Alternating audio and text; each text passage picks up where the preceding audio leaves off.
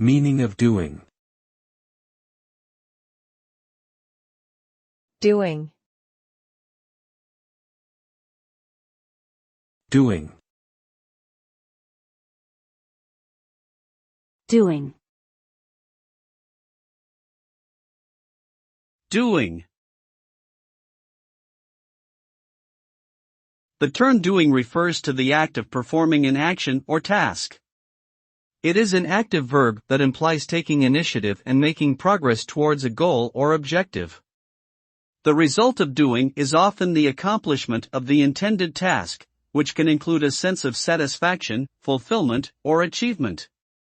By taking steps to actively do something, individuals are able to make meaningful contributions, solve problems, and create positive change. Ultimately, doing is a powerful force that empowers individuals to take control of their lives and shape their own destinies.